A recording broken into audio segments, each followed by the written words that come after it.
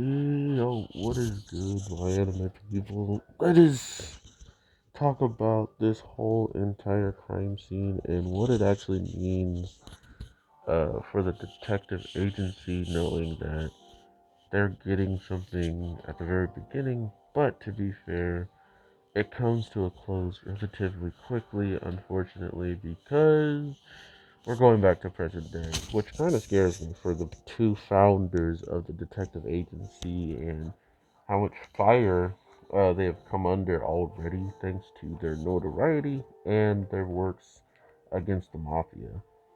Both things have clearly stirred up a lot of news recently.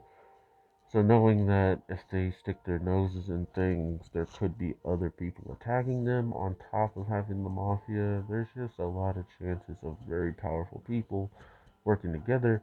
And I think this V character, aka Five, is going to be a big factor to this. I think that's another reason why we did not learn anything about this character. Probably going to be a little bit more unique to our detective agency main members.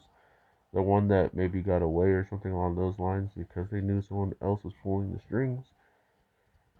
That and one of the characters have been there for quite some time, but has not really shown nearly as well as a fighter that he isn't like in this week's is our main man. He did pop off, I think, recent season, but we know for a fact he is a nasty savage, and it makes a lot more sense why he's been holding back, unfortunately.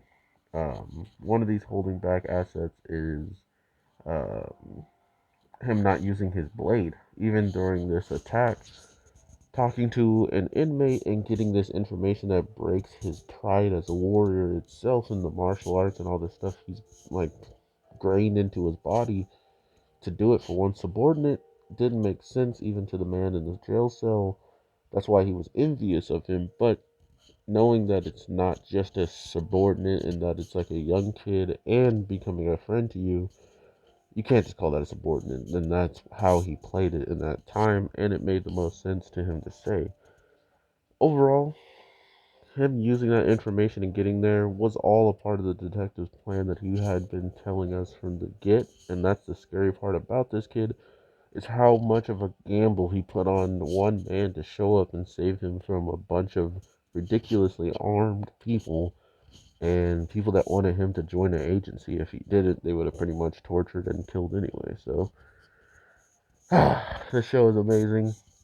All the small details that we got in this week's episode definitely is leading up to something bigger, and that's always a given with this type of anime. But I know nothing about what the main characters are doing, and I hope you're looking forward to finding out just like me. So take care, y'all. Have an awesome one, and peace.